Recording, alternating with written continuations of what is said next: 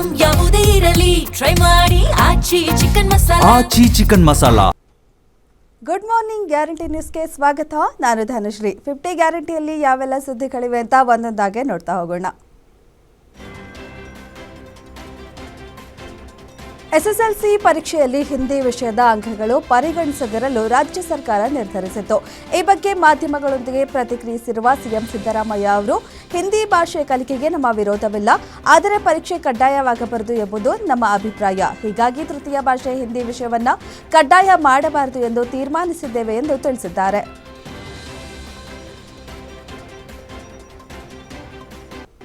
Karnataka police ಇಲಾಖೆಯಲ್ಲಿನ 153 ಅಧಿಕಾರಿಗಳಿಗೆ 2025ರ ಮುಖ್ಯಮಂತ್ರಿ ಪದಕ ಘೋಷಿಸಲಾಗಿದೆ. ಪ್ರಜ್ವಲ್ ರೇವಣ್ಣ ಪ್ರಕರಣದ ಎಸ್ಐಟಿ ತನಿಖೆಯಲ್ಲಿ ಪ್ರಮುಖ ಪಾತ್ರ ವಹಿಸಿದ್ದ ಬಳ್ಳಾರಿ ಎಸ್ಪಿ ಡಾ ಸುಮನ್ ಡಿ ಪನ್ನೇಕರ್ ಸೇರಿದಂತೆ 6 ಐಪಿಎಸ್ ಅಧಿಕಾರಿಗಳಿಗೆ ಪದಕ ಲಭಿಸಿದೆ.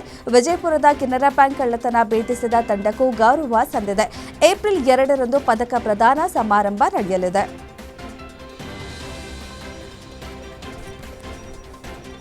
ದಾವಣಗೆರೆ ಬಾಗಲಕೋಟೆ ಬೈ ಎಲೆಕ್ಷನ್ ಅಖಾಡ ರಂಗೇರಿದೆ. ಬೈ ಎಲೆಕ್ಷನ್ ಕಣಕ್ಕೆ ರಾಜಾಹುಲಿ ಹಾಗೂ ದಳಪತಿ ಎಂಟ್ರಿ ಕೊಡಲಿದ್ದಾರೆ. ಅಸಮಾಧಾನಗಳ ನಡುವೆಯೂ 2 ಅಖಾಡದಲ್ಲಿ ಒಗ್ಗಟ್ಟಿನ ಹೋರಾಟಕ್ಕೆ ಮೈತ್ರಿ ನಾಯಕರು ಮುಂದಾಗಿದ್ದಾರೆ.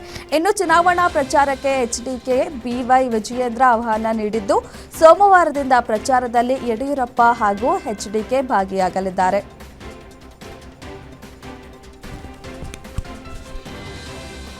ದಾವಣಗೆರೆ ದಕ್ಷಿಣ ಕ್ಷೇತ್ರದ ಕಾಂಗ್ರೆಸ್ ಅಭ್ಯರ್ಥಿ ಸಮರ್ಥ ಶಾಮನೂರು ಪರವಾಗಿ ಶಾಸಕ ಪ್ರದೀಪ್ ಈಶ್ವರ್ ಅವರು ಮತಯಾಚನೆ ಮಾಡಿದ್ದಾರೆ.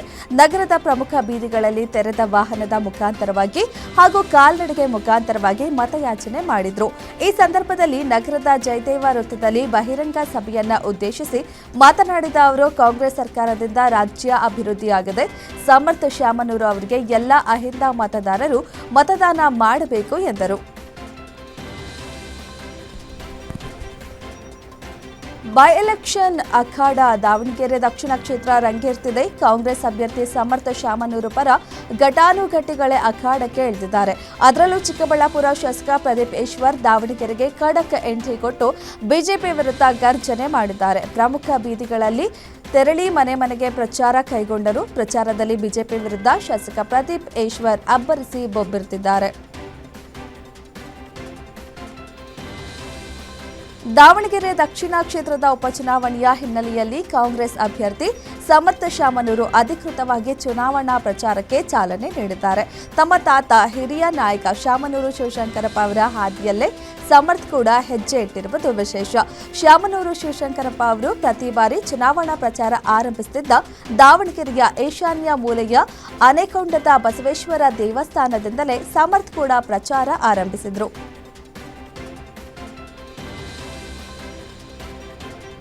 ದಾವಣಗೆರೆ ಅಖಾಡದಲ್ಲಿ ಇಷ್ಟು ದಿನ ನಡೆದಿದ್ದು ಬರೀ ಡ್ರಾಮಾನ. ಕಾಂಗ್ರೆಸ್ ಬಂಡಾಯ ಅಭ್ಯರ್ಥಿಯಾಗಿ ಅಬ್ಬರಿಸಿದ್ದ ಸಾದಿಕ್ ಪೈಲ್ವಾನ್ ಈಗ ದಿಢೀರ್ ಹಿಂದೆ ಸರಿದಿರೋದು ಬಿಜೆಪಿಗೆ ನಡುಕ ಹುಟ್ಟಿಸಿದೆ. ಸಾದಿಕ್ ಸ್ಪರ್ಧೆಯಿಂದ ಮುಸ್ಲಿಂ ಮತಗಳು ವಿಭಜನೆಯಾಗಿ ತಮಗೆ ಲಾಭವಾಗುತ್ತೆ ಅಂತ ಬಿಜೆಪಿ ಲೆಕ್ಕ ಹಾಕಿತ್ತು. ಆದರೆ ಪೈಲ್ವಾನ್ ಈಗ ಉಲ್ಟಾ ಹೊಡೆದಿದ್ದು ಬಿಜೆಪಿಯ ಸುಲಭ ಗೆಲುವಿನ ಲೆಕ್ಕಾಚಾರವನ್ನೇ ಬುಡಮೇಲು ಮಾಡಿದ್ದಾರೆ.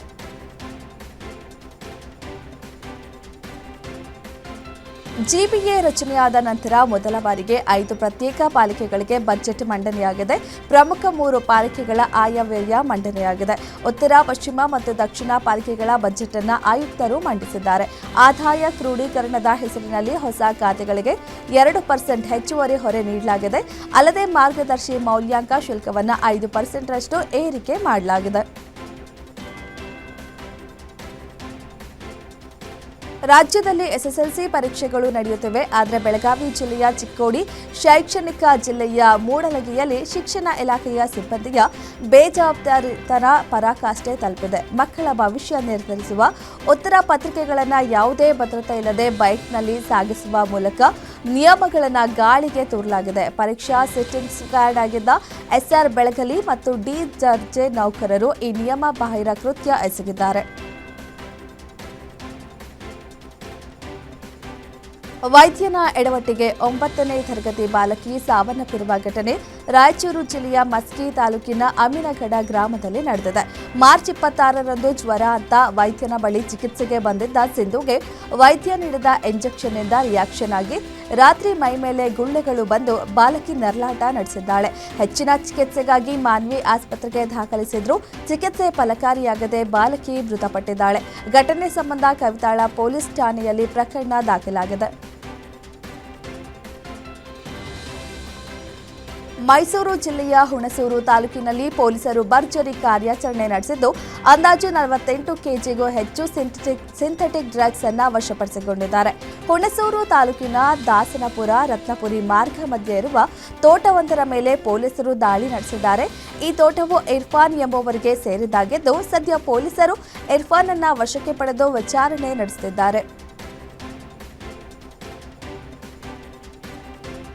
ಇಸ್ರೇಲ್ ಇರಾನ್ ಯುದ್ಧ ಹಿನ್ನೆಲೆ ಹೋಟೆಲ್ಗಳಿಗೆ ವಾಣಿಜ್ಯ ಬಳಕೆಯ ಎಲ್ಪಿಜಿ ಸಿಲಿಂಡರ್ಗಳ ಪೂರೈಕೆ ವ್ಯತ್ಯಯದಿಂದ ಹಲವು ಹೋಟೆಲ್ಗಳು ಬಂದ್ ಆಗಿವೆ. ಆದ್ರೀಗ ಎಲ್ಪಿಜಿ ಗ್ಯಾಸ್ ಸಮಸ್ಯೆ ಆಟೋ ಚಾಲಕರಿಗೆ ತಟ್ಟಿದೆ. ಬೆಂಗಳೂರು ಜನರ ಜೀವನಾಡಿ ಅಂದ್ರೆ ಅದು ಬಿಎಂಟಿಸಿ. ನಂತರದ ಸ್ಥಾನವನ್ನ ಆಟೋಗಳಿಗೆ ಕೊಡಲಾಗಿದೆ. ಆದ್ರೀಗ ಗ್ಯಾಸ್ ಅಭಾವದಿಂದ ಆಟೋ ಚಾಲಕರಿಗೆ ದೊಡ್ಡ ಹೊಡೆತವೇ ಬಿದ್ದಿದೆ. ಎಲ್ಪಿಜಿ ಗ್ಯಾಸ್ಗಾಗಿ ಬಂಕ್ಗಳ ಮುಂದೆ ಕ್ಯೂ ನಿಂತಿರುವ ದೃಶ್ಯಗಳು ನಗರದಲ್ಲಿ ಕಂಡುಬಂದಿದೆ. ಗ್ಯಾಸ್ ಸಿಲಿಂಡರ್ ಸಮಸ್ಯೆ ಎದುರಾಗಿರುವ ಹಿನ್ನೆಲೆ ಬೆಳಗಾವಿ ಜಿಲ್ಲೆಯ ಕಡೋಲಿ ಹಾಗೂ ಕಟ್ಟಣಬಾವಿ ಜನರು ಪರಿಹಾರ ಕಂಡುಕೊಂಡಿದ್ದಾರೆ. ಗ್ಯಾಸ್ ಸಿಲಿಂಡರ್ ಸಿಗದೆ 500ಕ್ಕೂ ಹೆಚ್ಚು ಮನೆಯಲ್ಲಿ ಕೇವಲ 4 ಬುಟ್ಟಿ ಸಗಣಿಯಲ್ಲಿ 1 ದಿನದ ಅಡುಗೆ ಮಾಡುತ್ತಿದ್ದಾರೆ. ಹೊಗೆ ರಹಿತ ಒಲೆಗೆ ಗೋಬರ್ ಗ್ಯಾಸ್ ಉತ್ತಮವಾಗಿದೆ. 2 ದನಕರುಗಳಿದ್ರೆ ಸಾಕು, ಅವುಗಳ ಸಗಣಿ ಬಳಸಿಕೊಂಡು ಅಡುಗೆ ಮಾಡಬಹುದು. ಇದರಿಂದ ಹಣ ಉಳಿತಾಯ ಆಗುತ್ತೆ, ಸ್ಫೋಟವಾಗುವ ಆತಂಕ ಇರುವುದಿಲ್ಲ ಎಂದು ಜನರು ಗೋಬರ್ ಗ್ಯಾಸ್ ಮೊರೆ ಹೋಗಿದ್ದಾರೆ.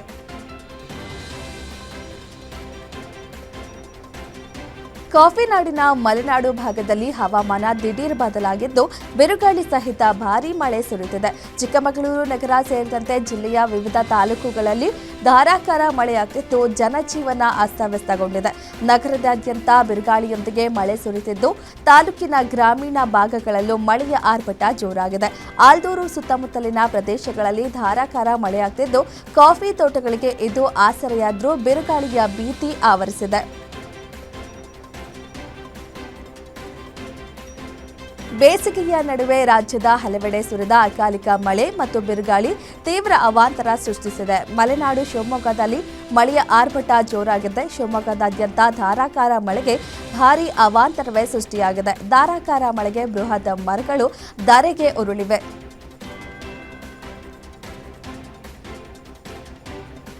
ಬೇಸಿಗೆ ಬಿಸಿಲು ನಡುವೆ ರಾಜ್ಯದ ಕೆಲವೆಡೆ ಮಳೆ ಅಬ್ಬರಿಸಿದೆ. ಅದರಲ್ಲೂ ಬಿರುಗಾಳಿ ಸಹಿತ ಸುರಿದ ಧಾರಾಕಾರ ಮಳೆಗೆ ಹಲವು ಅವಾಂತರಗಳು ಸಂಭವಿಸಿವೆ. ಗಿಡ ಮರಗಳು ನೆಲಕ್ಕೆ ಉರುಳಿದ್ದು ಕಟ್ಟಡಗಳ ಹೆಂಚುಗಳು ಗಾಳಿಗೆ ಹಾರಿ ಹೋಗಿವೆ. ಬಿರು ಬಿಸಿಲ ಬೇಗೆ ನಡುವೆ ಮಳೆಯ ರಣಾರ್ಭಟಿಸಿದ್ದಾರೆ. ಬಿರುಗಾಳಿಗೆ ಕಟ್ಟಡಗಳ ಹೆಂಚುಗಳೇ ಹಾರಿ ಹೋಗಿದ್ದು ಅಡಕೆ ತೋಟ ಅಲ್ಲೋಲ ಕಲ್ಲೋಲವೇ ಆಗಿದ್ರೆ ತೆಂಗಿನ ಮರ ನೆಲಕ್ಕೆ ಉರುಳಿವೆ.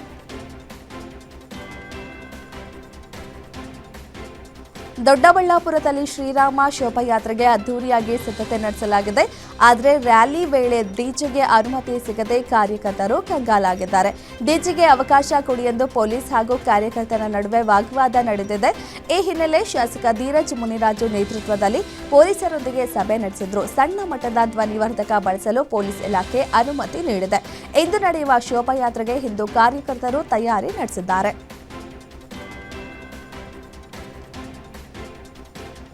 ಮಂಡ್ಯ ಜಿಲ್ಲೆಯ ಪಾಂಡವಪುರ ತಾಲೂಕಿನ ಮೇಲುಕೋಟೆಯಲ್ಲಿ ವಿಶ್ವವಿಖ್ಯಾತ ವೈರಮುಡಿ ಬ್ರಹ್ಮೋತ್ಸವ ಅದ್ದೂರಿಯಾಗಿ ಜರುಗಿದೆ. ಈ ವೈರಮುಡಿ ಉತ್ಸವದಲ್ಲಿ ಶ್ರೀದೇವಿ ಭೂದೇವಿಯರೊಂದಿಗೆ ಚಲುವನಾರಾಯಣ ಸ್ವಾಮಿ ಭಕ್ತರಿಗೆ ದರ್ಶನ ನೀಡಿದ್ರು. ಮಂಡ್ಯ ಜಿಲ್ಲಾಡಳಿತ ವತಿಯಿಂದ ನಡೆದ ವೈರಮುಡಿ ಉತ್ಸವಕ್ಕೆ ಚಾಲನೆ ನೀಡಲಾಯಿತು. ಉತ್ಸವ ನೋಡಲು 2 ಲಕ್ಷ ಭಕ್ತರು ಸೇರಿದ್ರು.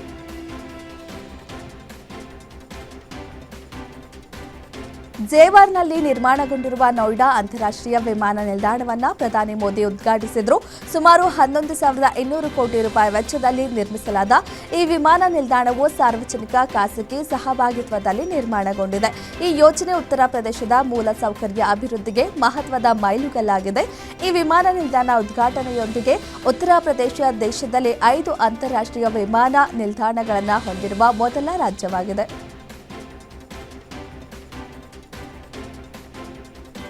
ಪಶ್ಚಿಮ ಏಷ್ಯಾ ಸಂಘರ್ಷದಿಂದ ಉದ್ಭವಿಸಿದ ಸವಾಲುಗಳನ್ನು ಭಾರತ ಪೂರ್ಣ ಬಲದಿಂದ ಎದುರಿಸುತ್ತಿದೆ. ಇಂಥ ಸಂದರ್ಭದಲ್ಲಿ ದೇಶದ ಜನರು ತಾಳ್ಮೆ ವಹಿಸಬೇಕು. ರಾಜಕೀಯ ಪಕ್ಷಗಳು ಬೇಜವಾಬ್ದಾರಿ ಹೇಳಿಕೆ ನಿಲ್ಲಿಸಬೇಕು. ದೇಶಕ್ಕೆ ಹಾನಿ ಮಾಡುವ ಹೇಳಿಕೆಗಳನ್ನು ನೀಡುವ ರಾಜಕೀಯ ಚರ್ಚೆಗಳಲ್ಲಿ ಕೆಲವು ಅಂಕ ಗಳಿಸಬಹುದು. ಆದರೆ ಅಂತಹ ಕ್ರಮಗಳನ್ನು ಜನರು ಕ್ಷಮಿಸಲ್ಲ. ಯುದ್ಧ ಪರಿಸ್ಥಿತಿ ನಿರ್ವಹಣೆ ಬಗ್ಗೆ ಸರ್ಕಾರವನ್ನು ಟೀಕಿಸುತ್ತಿರುವ ವಿಪಕ್ಷಗಳಿಗೆ ಪ್ರಧಾನಿ ನರೇಂದ್ರ ಮೋದಿ ಎಚ್ಚರಿಕೆ ನೀಡಿದ್ದಾರೆ. ಪ್ರಧಾನಿ ನರೇಂದ್ರ ಮೋದಿ ಅವರು ಸೌದಿ ಅರೇಬಿಯಾದ ಕ್ರೌನ್ ಪ್ರಿನ್ಸ್ ಪ್ರಧಾನಿ ಮೊಹಮ್ಮದ್ ಬಿನ್ ಸಲ್ಮಾನ್ ಅವರೊಂದಿಗೆ ಮಾತನಾಡಿದ್ದಾರೆ. ಇಬ್ಬರು ನಾಯಕರು ಪಶ್ಚಿಮ ಏಷ್ಯಾದಲ್ಲಿ ಉಲ್ಬಣಗೊಳ್ಳುತ್ತಿರುವ ಸಂಘರ್ಷ ಮತ್ತು ಪ್ರಾದೇಶಿಕ ಸ್ಥಿರತೆ ಮತ್ತು ಕಡಲ ಭದ್ರತೆಗೆ ಆ ಯುದ್ಧದ ಪರಿಣಾಮಗಳ ಬಗ್ಗೆ ಚರ್ಚಿಸಿದ್ದಾರೆ. ಈ ಬಗ್ಗೆ ಎಕ್ಸ್ನಲ್ಲಿ ಪೋಸ್ಟ್ ಮಾಡಿದ ಪ್ರಧಾನಿ ಮೋದಿ ಪಶ್ಚಿಮ ಏಷ್ಯಾ ಪ್ರದೇಶದಲ್ಲಿನ ಪ್ರಮುಖ ಇಂಧನ ಮೂಲ ಸೌಕರ್ಯಗಳ ಮೇಲಿನ ದಾಳಿಗಳ ಬಗ್ಗೆ ಕಳವಳ ವ್ಯಕ್ತಪಡಿಸಿರುವುದಾಗಿ ತಿಳಿಸಿದ್ದಾರೆ. ಪ್ರಧಾನಿ ನರೇಂದ್ರ ಮೋದಿ ಮತ್ತು ಅಮೆರಿಕದ ಅಧ್ಯಕ್ಷ ಡೊನಾಲ್ಡ್ ಟ್ರಂಪ್ ನಡುವಿನ ದೂರವಾಣಿ ಸಂಭಾಷಣೆಯಲ್ಲಿ ಅಮೆರಿಕದ ಎಲಾನ್ ಮಸ್ಕ್ ಕೂಡ ಭಾಗಿಯಾಗಿದ್ದರು ಎಂಬ ಅಮೆರಿಕದ ಮಾಧ್ಯಮಗಳ ವರದಿಯನ್ನು ಭಾರತ ತಿರಸ್ಕರಿಸಿದೆ. ಮಾರ್ಚ್ 24ರಂದು ಪ್ರಧಾನಿ ಮೋದಿ ಮತ್ತು ಅಧ್ಯಕ್ಷ ಡೊನಾಲ್ಡ್ ಟ್ರಂಪ್ ನಡುವೆ ಮಾತ್ರ ದೂರವಾಣಿ ಸಂಭಾಷಣೆ ನಡೆದಿತ್ತು ಎಂದು ವಿದೇಶಾಂಗ ಸಚಿವಾಲಯದ ವಕ್ತಾರರು ತಿಳಿಸಿದ್ದಾರೆ.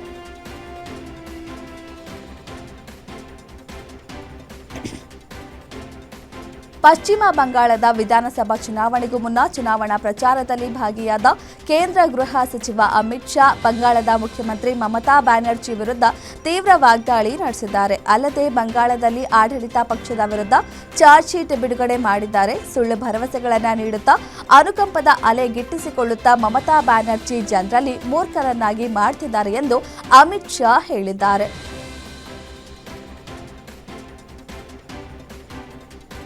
ದೇಶದಲ್ಲಿ ಎಲ್ಪಿಜಿ ಬಿಕ್ಕಟ್ಟನ್ನು ಬಗೆಹರಿಸುವ ನಿಟ್ಟಿನಲ್ಲಿ ಇನ್ನೆರಡು ಎಲ್ಪಿಜಿ ಟ್ಯಾಂಕರ್ಗಳು ಇರಾನ್ನ ಹಾರ್ಮೋಜ್ ಜಲಸಂಧಿಯನ್ನು ದಾಟಿ ಭಾರತದತ್ತ ಸಾಗಿವೆ.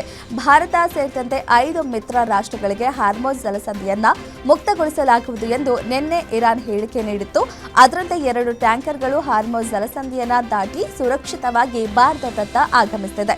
90,000 ಟನ್ಗಳಿಗಿಂತ ಹೆಚ್ಚು ಎಲ್ಪಿಜಿ ಹೊತ್ತ 2 ಭಾರತ ಧ್ವಜವಿರುವ ಟ್ಯಾಂಕರ್ಗಳು ಹಾರ್ಮೋಜ್ ಜಲಸಂಧಿಯನ್ನು ದಾಟಿವೆ.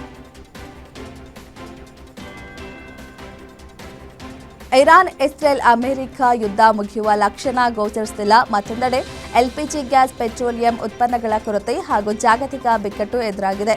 ಈ ಎಲ್ಲಾ ಬೆಳವಣಿಗೆಗಳ ಮಧ್ಯೆಯೇ ಜಾಗತಿಕ ಇಂಧನ ಮಾರುಕಟ್ಟೆಯಲ್ಲಿ ಸಂಚಲನ ಮೂಡಿಸುವಂತಹ ನಿರ್ಧಾರವೊಂದನ್ನು ರಷ್ಯಾ ಕೈಗೊಂಡಿದೆ. ಏಪ್ರಿಲ್ 1ರಿಂದ ಕಚ್ಚಾ ತೈಲ ರಫ್ತನ್ನು ಸ್ಥಗಿತಗೊಳಿಸಲು ರಷ್ಯಾ ಮುಂದಾಗಿದ್ದು ಜುಲೈ 31ರವರೆಗೆ ಇದು ಜಾರಿಯಲ್ಲಿರಲಿದೆ.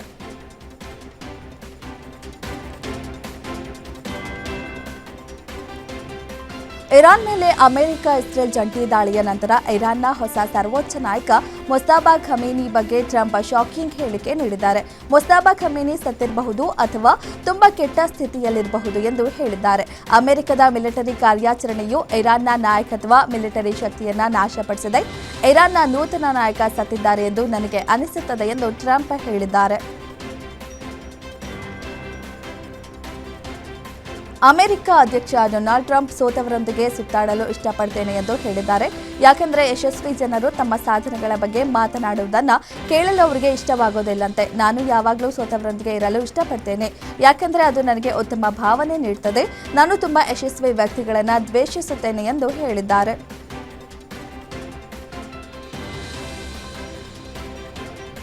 ಪಶ್ಚಿಮ ಏಷ್ಯಾದಲ್ಲಿ ವಾರ್ ಶುರುವಾಗಿ ತಿಂಗಳುಗಳು ಕಳೆಯುತ್ತಾ ಬಂದಿದೆ. ಇರಾನ್ ಮೇಲೆ ಇಸ್ರೇಲ್ ಅಮೆರಿಕ ಜಂಟಿ ದಾಳಿಯಿಂದ ಇಡೀ ವಿಶ್ವವೇ ಇಂಧನ ಗ್ಯಾಸ್ ಸಿಲಿಂಡರ್ ಬಿಕ್ಕಟ್ಟಿನಿಂದ ಕಂಗೆಟ್ಟಿದೆ. ಯುದ್ಧ ನಾಳೆ ನಿಲ್ಲುತ್ತೆ, ಇವತ್ತು ನಿಲ್ಲುತ್ತೆ ಅಂದ್ಕೊಂಡ್ರೆ ದಿನೇ ದಿನೇ ಗಲ್ಫ್ ರಾಷ್ಟ್ರಗಳಲ್ಲಿ ವಾರ್ ತಾರಕಕ್ಕೇರ್ತಿದೆ. ರಣರಂಗದಲ್ಲಿ ಇರಾನ್ ಸರ್ವನಾಶವಾಗುತ್ತೆ ಅಂದ್ಕೊಂಡವರು ಈಗ ಬೆಚ್ಚಿ ಬೀಳ್ತಿದ್ದಾರೆ. ಮಿತ್ರ ರಾಷ್ಟ್ರಗಳು ಹೊರತುಪಡಿಸಿ ಶತ್ರು ರಾಷ್ಟ್ರಗಳಿಗೆ ಇರಾನ್ ಕ್ಷಣ ಕ್ಷಣಕ್ಕೂ ಶಾಕ್ ಕೊಡ್ತಿದೆ.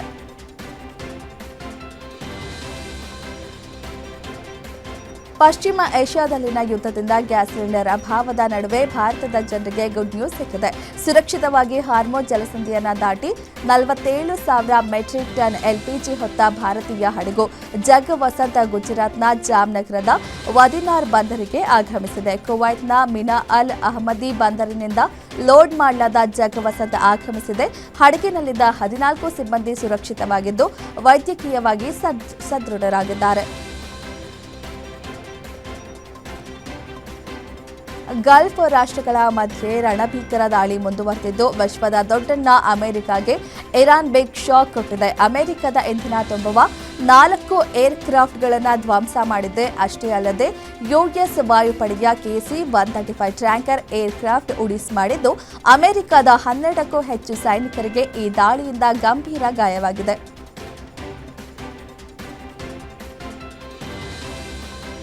ಕೊಲ್ಲಿ ರಾಷ್ಟ್ರಗಳಲ್ಲಿ ಯುದ್ಧದ ಕಿಚ್ಚು 1 ತಿಂಗಳಾದರೂ ಆರ್ತಿಲ್ಲ. ಇರಾನ್ನ ಶಸ್ತ್ರಾಸ್ತ್ರ ಸಂಗ್ರಹಗಾರ ಮತ್ತು ಪರಮಾಣು ಘಟಕಗಳ ಮೇಲೆ ಇಸ್ರೇಲ್ ಭೀಕರ ದಾಳಿ ನಡೆಸಿದೆ.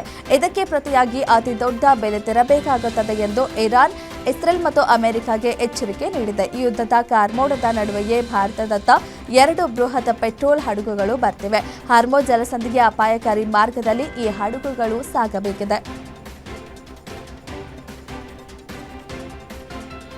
ಈ ಯುದ್ಧದಲ್ಲಿ ಇರಾನ್ ವಿರುದ್ಧ ದಾಳಿ ಮಾಡ್ತಿರೋ ಅಮೆರಿಕಾಗೆ ಮತ್ತೊಂದು ಆತಂಕ ಕಾಡತೊಡಗಿದೆ. ಅಮೆರಿಕವು ಕೇವಲ 4 ವಾರಗಳಲ್ಲಿ 850ಕ್ಕೂ ಹೆಚ್ಚು ಟೊಮೊಹಾಕ್ ಕ್ಷಿಪಣಿಗಳನ್ನು ಬಳಸಿದೆ. ಈ ಕ್ಷಿಪಣಿಗಳ ದುಬಾರಿ ಬೆಲೆ ಮತ್ತು ದೀರ್ಘ ಉತ್ಪಾದನಾ ಸಮಯದಿಂದಾಗಿ ಬಳಕೆಯ ವೇಗವು ಉತ್ಪಾದನೆಯನ್ನ ಮೀರಿಸಿದೆ. ಅದರಿಂದ ನಮ್ಮ ಪವರ್ಫುಲ್ ಅಸ್ತ್ರ ಖಾಲಿಯಾದ್ರೆ ಏನ್ ಮಾಡೋದು ಅನ್ನೋ ಚಿಂತೆ ಅಮೆರಿಕಾಗೆ ಕಾಡತೊಡಗಿದೆ.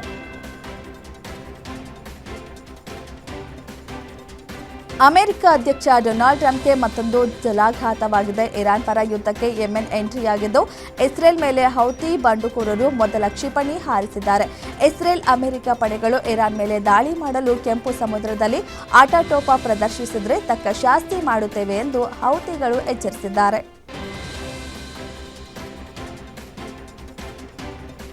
ಪಹಲ್ಗಾಮ್ನಲ್ಲಿ ನಡೆದ ಭಯೋತ್ಪಾದನಾ ದಾಳಿಯ ಬಳಿಕ ಭಾರತ ಪಾಕಿಸ್ತಾನದ ಉಗ್ರರ ನೆಲೆಗಳ ಮೇಲೆ ಆಪರೇಷನ್ ಸಿಂಧೂರ್ ಕಾರ್ಯಾಚರಣೆ ನಡೆಸಿತ್ತು. ಆದರೆ ಪಾಕಿಸ್ತಾನ ಮಾತ್ರ ಭಾರತದ ವಿರುದ್ಧ ಕತ್ತಿ ಮಸೆಯುವುದು ನಿಲ್ಲಿಸಿಲ್ಲ. ಯುಎಸ್ ಕಾಂಗ್ರೆಸ್ ಸಂಶೋಧನಾ ಸೇವೆಯ ಹೊಸ ವರದಿಯು ಪಾಕಿಸ್ತಾನವು ಭಯೋತ್ಪಾದಕ ಗುಂಪುಗಳಿಗೆ ನಿರಂತರವಾಗಿ ಆಶ್ರಯ ನೀಡುತ್ತಿದೆ ಎಂದು ಘೋಷಿಸಿದೆ.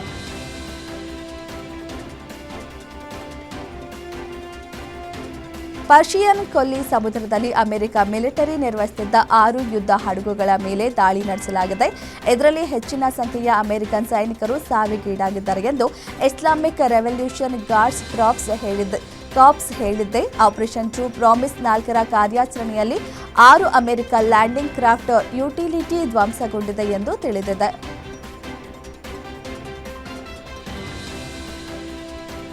ಸೌದಿ ಅರೇಬಿಯಾದಲ್ಲಿರುವ ಅಮೆರಿಕದ ಪ್ರಮುಖ ಸೇನಾ ನೆಲೆಯ ಮೇಲೆ ಇರಾನ್ ನಡೆಸಿದ ಕ್ಷಿಪಣಿ ಮತ್ತು ಡ್ರೋನ್ ದಾಳಿಯಲ್ಲಿ ಅಮೆರಿಕದ ಸೈನಿಕರು ಗಾಯಗೊಂಡಿದ್ದಾರೆ ಮತ್ತು ಹಲವಾರು ಮಿಲಿಟರಿ ವಿಮಾನಗಳು ಜಖಂಗೊಂಡಿವೆ. ಇದು ಮಧ್ಯಪ್ರಾಚ್ಯದಲ್ಲಿ ವಿಸ್ತರಿಸುತ್ತಿರುವ ಯುದ್ಧದ ತೀವ್ರ ಸ್ವರೂಪವನ್ನು ಎತ್ತಿ ತೋರಿಸುತ್ತಿದೆ. ವರದಿಯ ಪ್ರಕಾರ ಕನಿಷ್ಠ 12 ಅಮೆರಿಕನ್ ಸೈನಿಕರು ಈ ದಾಳಿಯಲ್ಲಿ ಗಾಯಗೊಂಡಿದ್ದು ಅವರಲ್ಲಿ 2 ಸ್ಥಿತಿ ಗಂಭೀರವಾಗಿದೆ.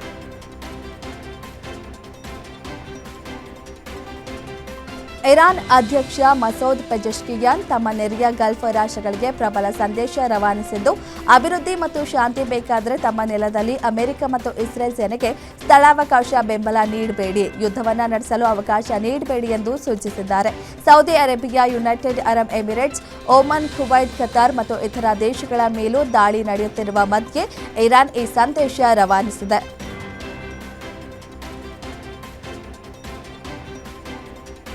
ಇರಾನ್ ಸಂಘರ್ಷದ ಬಿಕ್ಕಟ್ಟು ಇತ್ಯರ್ಥಕ್ಕೆ ಮಧ್ಯಸ್ಥಿಕೆ ಯತ್ನಿಸುತ್ತಿರುವ ಪಾಕಿಸ್ತಾನ ಈ ಕುರಿತ ಚರ್ಚೆಗಾಗಿ ಸೌದಿ ಅರೇಬಿಯಾ, ಟರ್ಕಿ ಮತ್ತು ಈಜಿಪ್ಟ್ ವಿದೇಶಾಂಗ ಸಚಿವರ ಸಭೆ ಕರೆದಿದೆ.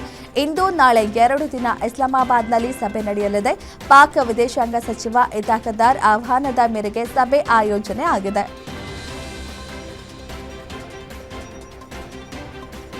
ಪಶ್ಚಿಮ ಏಷ್ಯಾದಲ್ಲಿ ಉಲ್ಬಣಿಸಿರುವ ಯುದ್ಧದ ಭೀತಿಯನ್ನ ತಣಿಸಲು ಪಾಕಿಸ್ತಾನವು ಈಗ ಜಾಗತಿಕ ರಾಜತಾಂತ್ರಿಕ ಕೇಂದ್ರವಾಗಿ ಹೊರಹೊಮ್ಮಿದೆ. ಇರಾನ್ ಅಧ್ಯಕ್ಷ ಮಸೂದ್ ಪೆಜೆಶ್ಕಿಯಾನ್, ಪಾಕಿಸ್ತಾನದ ಪ್ರಧಾನಿ ಶೆಹಬಾಜ್ ಶರೀಫ್ 1 ಗಂಟೆಗೂ ಹೆಚ್ಚು ಕಾಲ ಸುದೀರ್ಘ ದೂರವಾಣಿ ಮಾತುಕತೆ ನಡೆಸಿದ್ದಾರೆ. ಪ್ರಾದೇಶಿಕ ಹಗೆತನವನ್ನ ಕೊನೆಗಾಣಿಸುವ ಮತ್ತು ಶಾಂತಿ ಸ್ಥಾಪಿಸುವ ನಿಟ್ಟಿನಲ್ಲಿ ಮಹತ್ವದ ಚರ್ಚೆ ನಡೆಸಿದ್ದಾರೆ. ನೇಪಾಳ ರಾಜಕಾರಣದಲ್ಲಿ ಮಹತ್ವದ ಬೆಳವಣಿಗೆಯಾಗಿದ್ದು, ನೂತನ ಪ್ರಧಾನಿಯಾಗಿ ಬಾಲೆನ್ಶಿಯಾ ಹಾಗೂ ಸಂಪುಟ ಸಚಿವರು ಪ್ರಮಾಣ ವಚನ ಸ್ವೀಕರಿಸಿದ ಮರುದಿನವೇ ಮಾಜಿ ಪ್ರಧಾನಿ ಕೆಪಿ ಶರ್ಮಾ ಒಲಿ ಅವರನ್ನ ಬಂಧಿಸಲಾಗಿದೆ. ಕಳೆದ ವರ್ಷ ನಡೆದ ಭ್ರಷ್ಟಾಚಾರ ವಿರೋಧಿ ಜೆನ್ಸಿ ಪ್ರತಿಭಟನೆಯ ವೇಳೆ ಕನಿಷ್ಠ 77 ಜನರ ಸಾವಿಗೆ ಕಾರಣವಾದ ಹಿಂಸಾಚಾರಕ್ಕೆ ಸಂಬಂಧಿಸಿದಂತೆ ಒಲಿ ವಿರುದ್ಧ ಈ ಕ್ರಮ ಕೈಗೊಳ್ಳಲಾಗಿದೆ.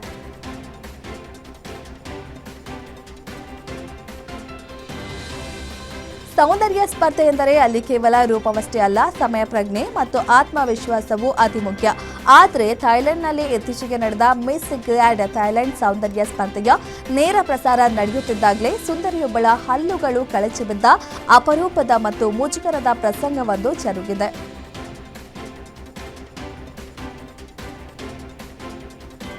ಬೆಂಗಳೂರಿನ ಎಂ ಚಿನ್ನಸ್ವಾಮಿ ಕ್ರೀಡಾಂಗಣದಲ್ಲಿ ನಡೆದ 19ನೇ ಆವೃತ್ತಿಯ ಐಪಿಎಲ್ ಉದ್ಘಾಟನಾ ಪಂದ್ಯದಲ್ಲಿ ಸನ್ರೈಸರ್ಸ್ ಹೈದರಾಬಾದ್ ತಂಡವನ್ನು ಸುಲಭವಾಗಿ ಮಣಿಸಿದ ಹಾಲಿ ಚಾಂಪಿಯನ್ ಆರ್ಸಿಬಿ ಗೆಲುವಿನ ಶುಭಾರಂಭ ಮಾಡಿದೆ. ತವರಿನಲ್ಲಿ ಬಲಿಷ್ಠ ಬ್ಯಾಟಿಂಗ್ ವಿಭಾಗವನ್ನು ಹೊಂದಿದ್ದ ಎಸ್ಆರ್ಎಚ್ ತಂಡವನ್ನು ಮಕ್ಕಾಡೆ ಮಲಗಿಸಿದ ಆರ್ಸಿಬಿ ಕೇವಲ 18.4 ಓವರ್ಗಳಲ್ಲಿ 202 ರನ್ ಬೆನ್ನಟ್ಟಿ ಜಯದ ನಗೆ ಬೀರಿದೆ.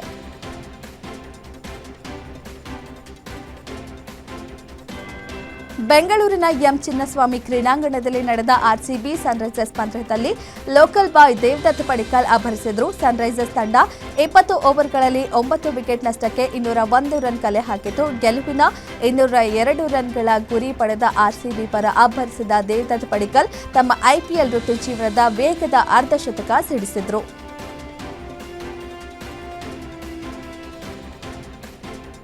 ಐಪಿಎಲ್ ಆವೃತ್ತಿಯು ಆರ್ಸಿಬಿ ವರ್ಸಸ್ ಎಸ್ಆರ್ಎಚ್ ಪಂದ್ಯದೊಂದಿಗೆ ಆರಂಭಗೊಂಡಿದೆ.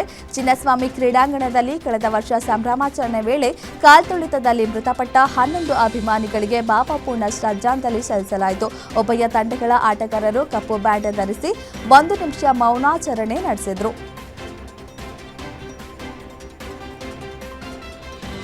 ಇಂದು ಐಪಿಎಲ್ ಪಂದ್ಯದಲ್ಲಿ 5 ಬಾರಿಯ ಚಾಂಪಿಯನ್ ಮುಂಬೈ ಇಂಡಿಯನ್ಸ್ ಮತ್ತು 3 ಬಾರಿಯ ಚಾಂಪಿಯನ್ ಕೋಲ್ಕತಾ ನೈಟ್ ರೈಡರ್ಸ್ ತಂಡಗಳು ಸೆಣಸಾಟ ನಡೆಸಲು ಸಜ್ಜಾಗಿವೆ. ಈ ಪಂದ್ಯಕ್ಕೆ ಐತಿಹಾಸಿಕ ವಾಂಖೇಡೆ ಕ್ರಿಕೆಟ್ ಸ್ಟೇಡಿಯಂ ಅಣಿಯಾಗಿದೆ.